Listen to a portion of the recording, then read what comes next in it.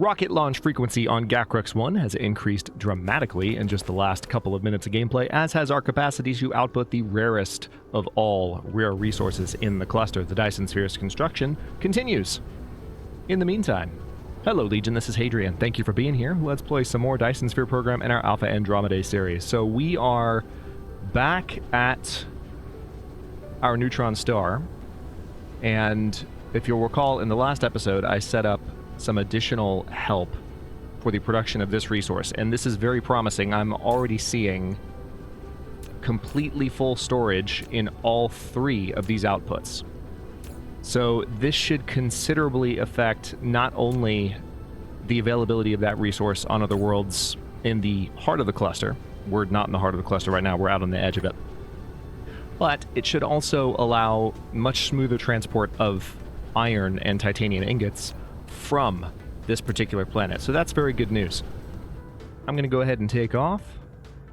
And with that, we can make one of our next stops. I think what I would like to do as I kick off this episode is actually head to Leonis Minoris. So let me find where my systems are. Yeah, there we are. All right, 36.82 light years that way. Let's go ahead and head in that direction. That's actually going to take us past Gacrux. But that's okay, because we're going to head for Leonis Minoris first.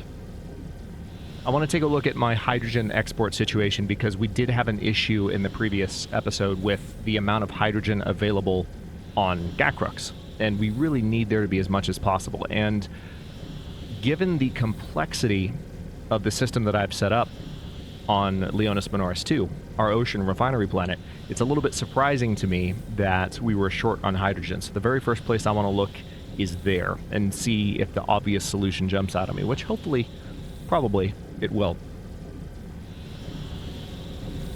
One of the most surprising things about the hydrogen situation is that even having taken away hydrogen import, talked about this in the last couple of episodes, but even having taken away hydrogen import in on the back end, or it's not really the back end, but having taken away any kind of import coming into Alpha Andromedae 2, our home planet.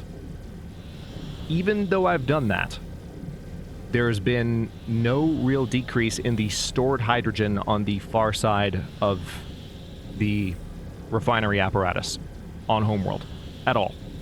They're still both completely full, which is crazy.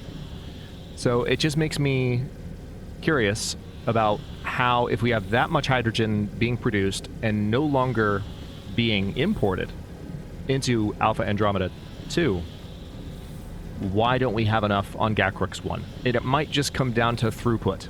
We might need to do exactly what we just did on that neutron star's supporting planet.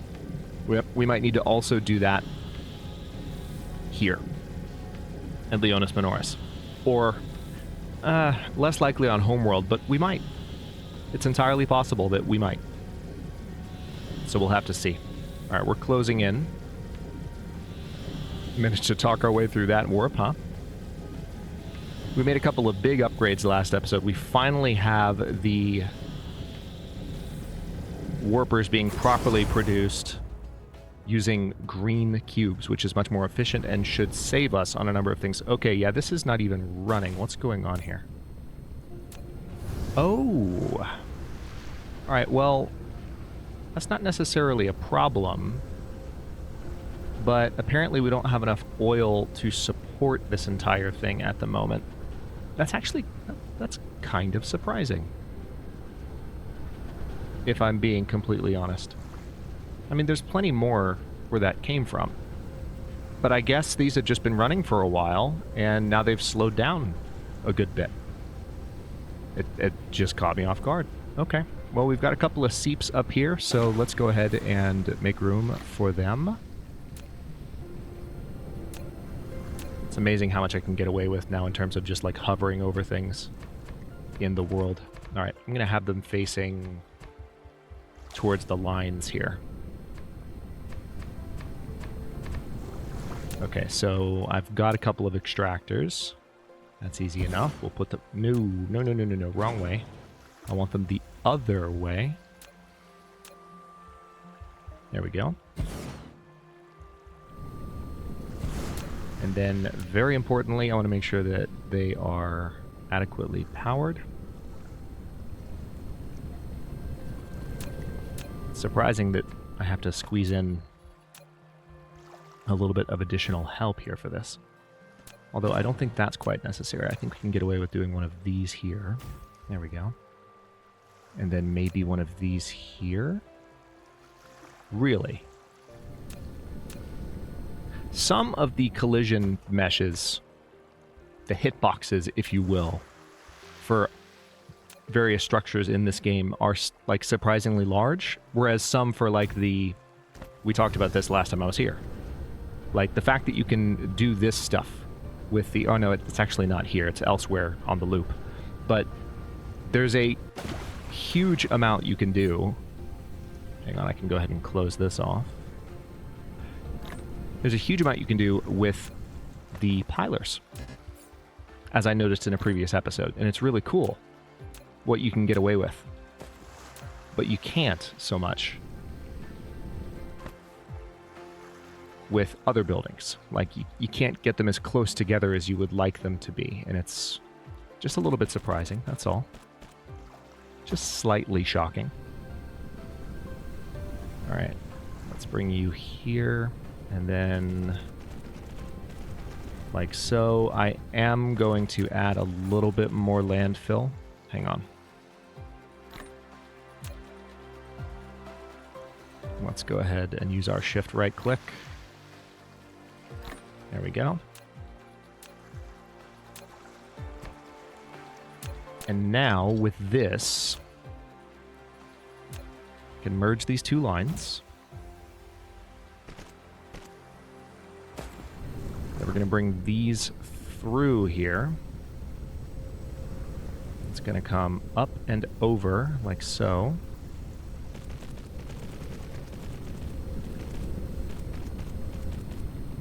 And here comes the oil. Yep, there it is. And now I just need to bring it down here, like that, and connect it. There should be more than enough. Now, of course, this doesn't actually address the problem I came here to solve. Because, well, or maybe it does. Who knows? Maybe it does. Maybe the truth is that we're out of oil here, or out of hydrogen, I should say. And I'm about to find that out. But no, we're definitely not. Look at that. Yeah, so basically what I need to do here is, if I were to double this drip, let's take a look. Alright, so I've just doubled the amount of output coming from the storage. Let's see how much that helps in the grand scheme. Because part of me is thinking maybe I just need to fully reconnect this. You know, I just need to let this storage run as much as I can. I just had another idea, though. There is another possibility. It would involve, like, completely changing the way I've got this set up, but yeah, hang on. I have an idea. This might actually work. Because I can do some piling here. I don't know that this is ultimately necessary because, remember, once they go into storage, they'll get unpiled. Yeah, it just allows more to sit on this line. Yeah, it's not necessary. Talk myself out of it. So, but what I can do is part of what I was going to add, which is I can have a second output here. Okay, so we have two outputs like that. Actually, let's bring this a little bit closer as I make an absolute mess. And then this goes here.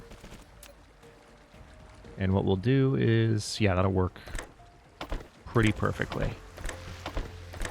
We'll have them both outputting like so. Now that's going to produce more of a constant flow. To the point they don't, like, building it that way is not even necessary. I'm trying to think if there is really any benefit to that at all, which there might not be. Hang on, let me go ahead and pick that up while I'm staring at it.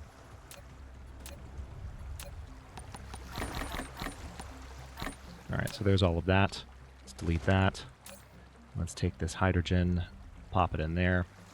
All right, so that might allow us to hold a little bit more here. So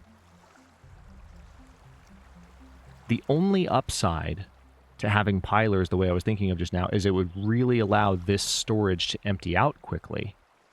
But it would only be this storage that empties out quickly. All the rest of it would still be coming in at a reduced rate. So that would ultimately probably drain the entire storage to the point that this was kind of redundant. Although if it were to fill up completely, then it would serve as a buffer properly.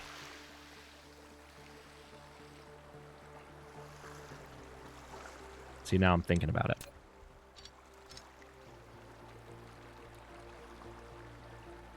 The piler would only affect this stretch, but it would allow it to pour out faster so that this operated just a little bit more efficiently.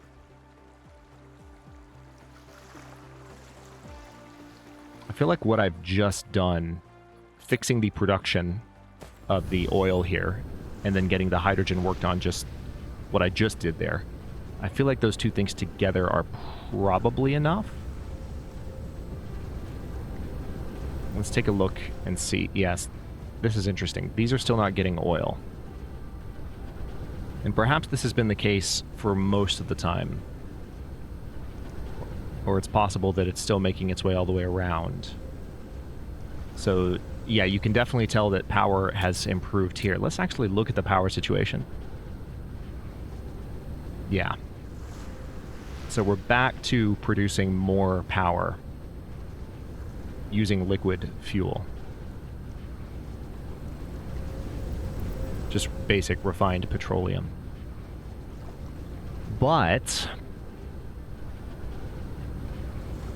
we still don't have a lot of unrefined petroleum just going down the line here. I think it's starting to make its way around, but it's taking its time. So maybe I should connect one more somewhere. This planet has plenty of fuel. So let's find another one south of the equator here and connect it if I can. Yep. There are two right there. So let's just get that done.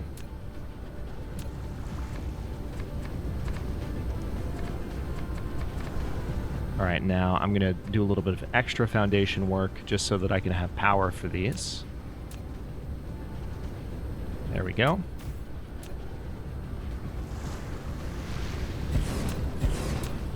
And then probably right about here, I would guess. I need to have... There we go. That's perfect. All right, so those are now both powered, and this will be much easier.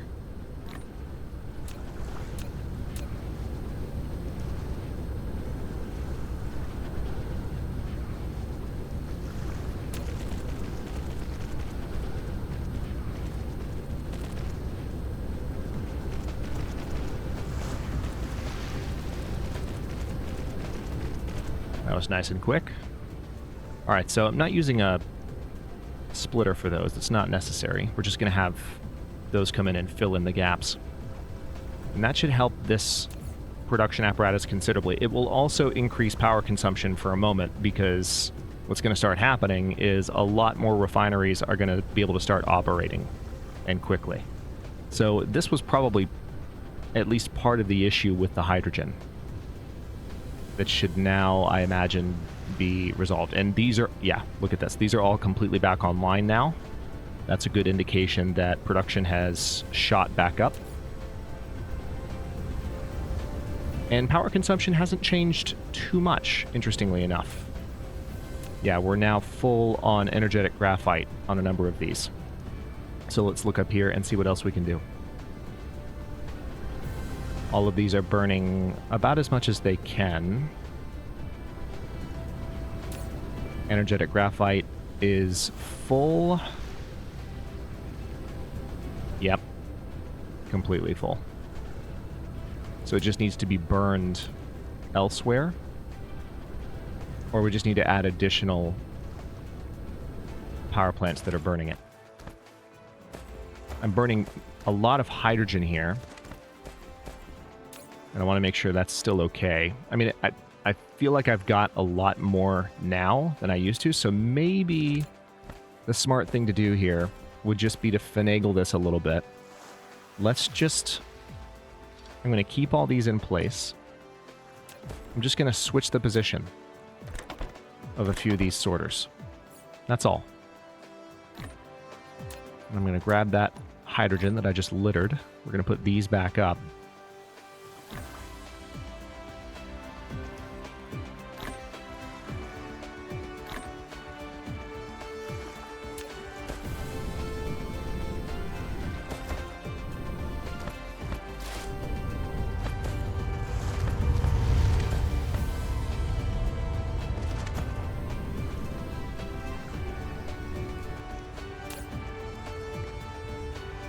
All right, so now we're keeping hydrogen in there a little bit more effectively, building up to 2,000, and we're burning through a little bit more of the energetic graphite, which is positive. I kind of doubt, remember those are two very big lines of it that I just hooked back up. So I don't know if that's going to be enough to offset the issue I'm having, but it does seem like we have a good inflow of energetic graphite now. And what I really want to see, if I linger here for just a moment, does this stay reliably below 10,000 or does it cap out at 10,000 again? Because it sure looks like it's about to cap out at 10,000 again. It's kind of ebbing and flowing a little, but it's mainly rising, and now it's at 10,000 again. And when it hits 10,000, the issue that we have... Also, I'm noticing I need to get more spiniform stalagmite exporting. Like, that's a fact.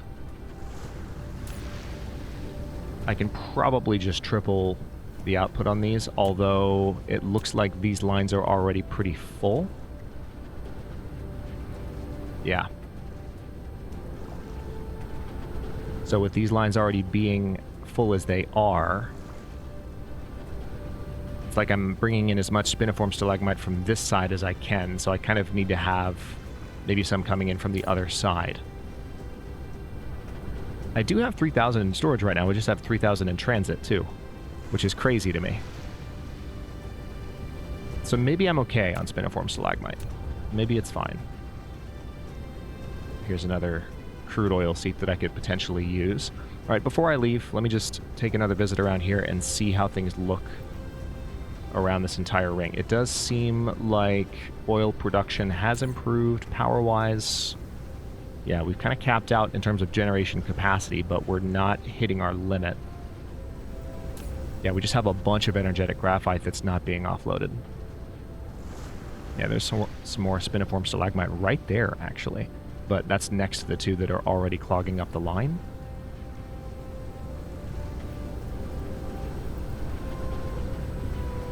Yeah, so we have just a constant production of energetic graphite here. But what I'm hoping is, yeah, see, now we have a little bit more reliable amount of hydrogen in here. So let's go ahead and see if that was enough to tip the balance. I mean, this refinery world is a hot mess, but it's functional. And maybe those tweaks will meet my needs for the time being. Let's see, where's Gakrux? Where are you? Where are you? Where are you? Where are you, Gakrux? I know you're here. There you are.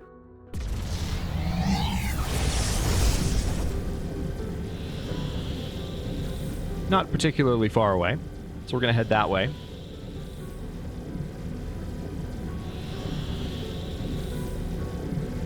And the main thing I want to do now is take a look at two things. First, I'll make sure that the production of all the things that I already have running on Gakrux is going smoothly, and I'm not running into any deficits, that I'm not out of anything. But then the second thing I want to look at is I want to take a really good look at photon production. Now that the Dyson swarm is growing in its intensity. This should switch to Gakrux any moment now.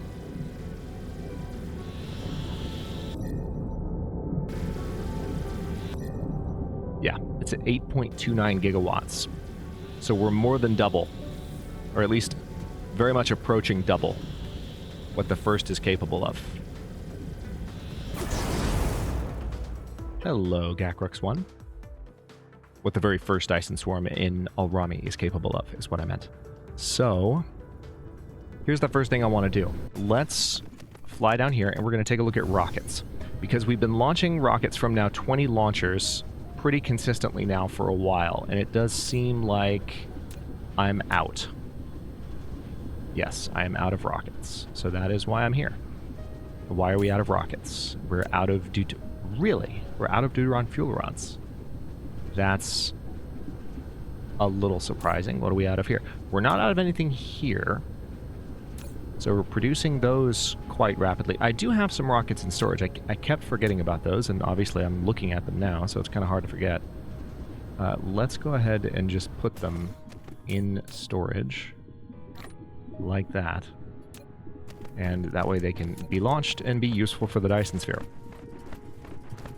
But we need to figure out what's going on with, yeah, these. Because we can certainly produce more of this, and it might just come down to needing to produce more, needing to set up additional... yeah. That's all it is. Like, these are... Oh, no, it's actually not. It seems like maybe the deuterium is not coming in at a satisfactory rate, which is surprising. Because I should have plenty of that available. That is surprising indeed. Alright, so we are also, it seems, out of these. But this is a little bit more easily solved because I still have plenty of these available. So, let's go ahead and get started on this. We need this entire process to operate a little bit more smoothly. So let's bring you all the way around to... Oh, you're out of building range. Okay, whatever. Bring you all the way around to there. And then the other line needs to go back in the other direction.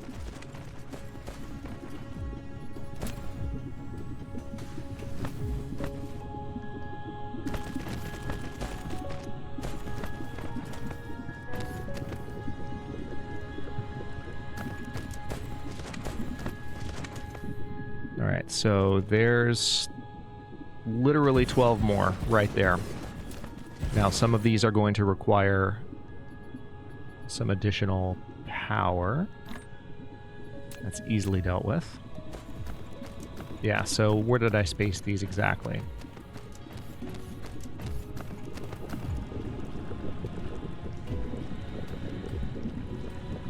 So right about there.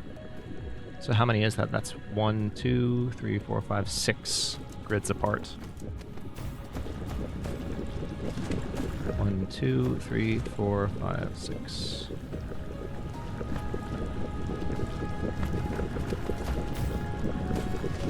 One, 2, 3, 4, 5, 6.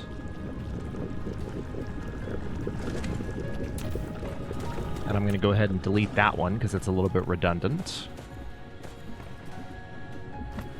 So now we have a little bit more in the way of production of carbon nanotubes.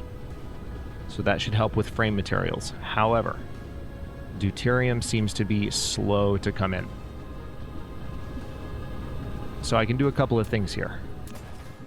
I can absolutely expand my production of these. 100%, and I'm going to do that.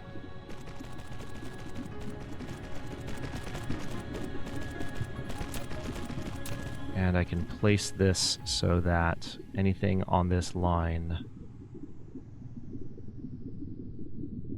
Yeah, it needs to be about right there.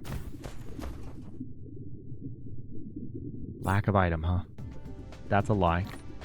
Just haven't built one in a while. Everything's fine. Alright, so here we go. Alright, that's another... Oof. That's another 9. But I need this to come a little farther if I'm going to do a 10th. There we go. Alright, so let's figure out what's going on with the deuterium. Because that, to be completely honest, that's an unexpected shortage here. So we need to possibly have a much more robust deuterium production system set up. which is not necessarily encouraging because I'm already straining my hydrogen supply. Okay, yeah, see, we just got a pretty big shipment in, but it just doesn't seem to be coming in fast enough. So let's take a look.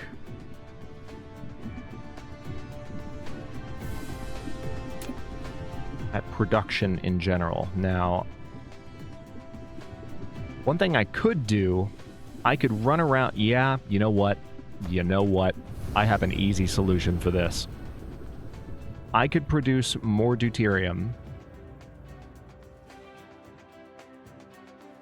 using a production world, or like the way that I've set up so many other goods in the past, or I can just go back to Alpha Andromeda right now. I could get a bunch of orbital processors, which I have now because I've had them automatically being produced for a good while. And then I could find a deuterium gas giant and go absolutely ham. And then I should be fine on deuterium. In theory. Keyword there. In theory.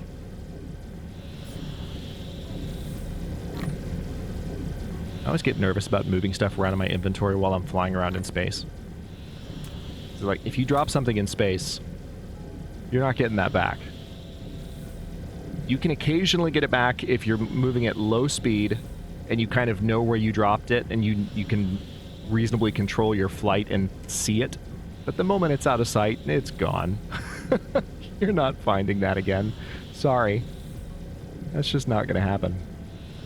Alright, so let's return to Alpha Andromeda. I think I do have some deuterium production set up. I think it's in the Ksora system, if I remember correctly. Alright, we have arrived on Alpha Andromeda. Let's land somewhat softly. Oh, interesting. Hydrogen finally emptying out here. I'm not surprised if we're starting to run low on fuel. That doesn't shock me at all. But that's honestly encouraging because it gives some of this hydrogen somewhere to go for the time being. So I'll let that run for now. Alright, now the bots are bringing me additional things, which is nice of them, but at the same time, it's like, come on, guys.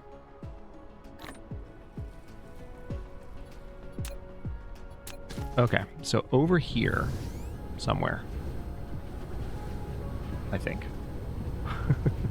I have a ton. There they are. Oh, that's beautiful. So these are orbital collectors. And I'm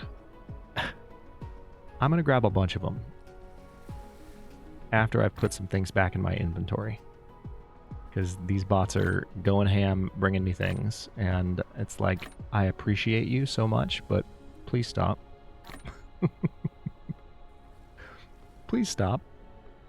I don't want any more. Okay. So...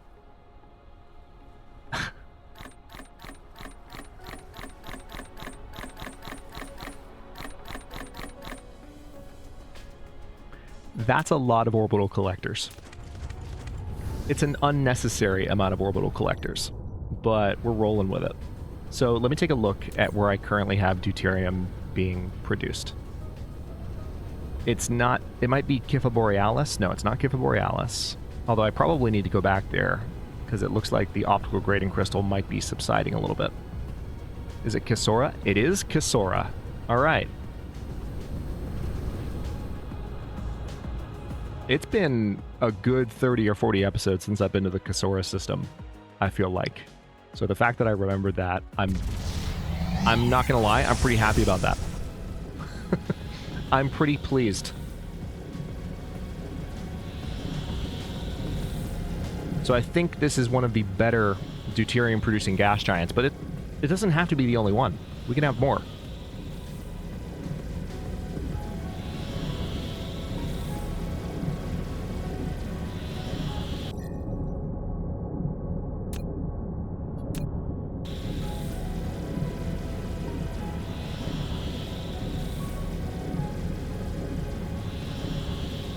Ksora 4.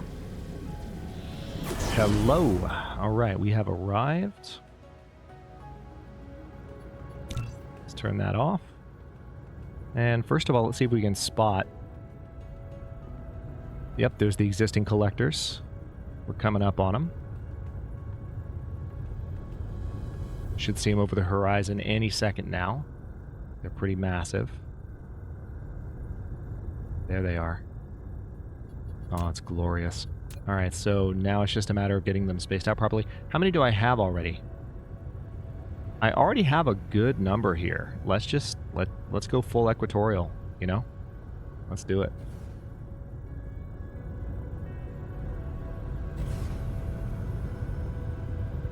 Let's just have this thing ringed.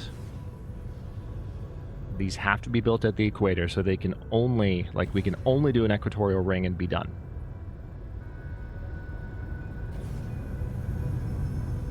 And they have to be built every 10 spaces, not every 5. But there's a certain comfort to that, because you know you can only do so much. You build them, and then you're done, and you go find another gas giant with a ton of deuterium. So yeah, this is going to be... Before I end this episode, I'm going to find one more of these that I can run. Because I want to have a ton more of these running. The fact that I've had these all this time and I haven't been using them to gather deuterium is a little bit goofy. And these also are bringing in hydrogen, as a reminder. Like, these are absolutely bringing in hydrogen too. So this is going to be very, very handy in a number of ways. Alright, let's just continue to round the equator here. We should start seeing the others fairly soon.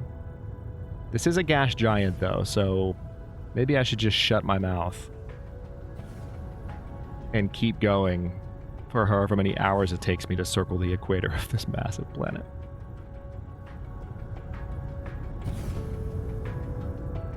I'm kidding though. We'll be seeing them any second now. If you look at the far right side of the planet schematic, you should see a yellow dot really any moment, because these are spaced in such a way that it just doesn't take... Oh, you know what? Hang on.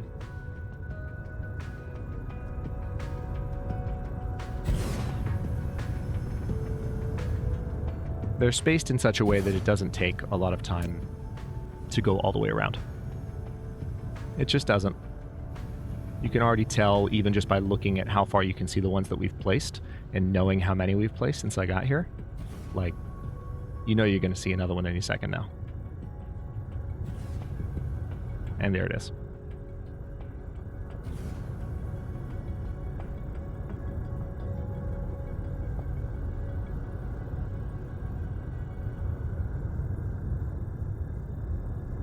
Alright, so not all of these are getting built because I'm going a little bit fast.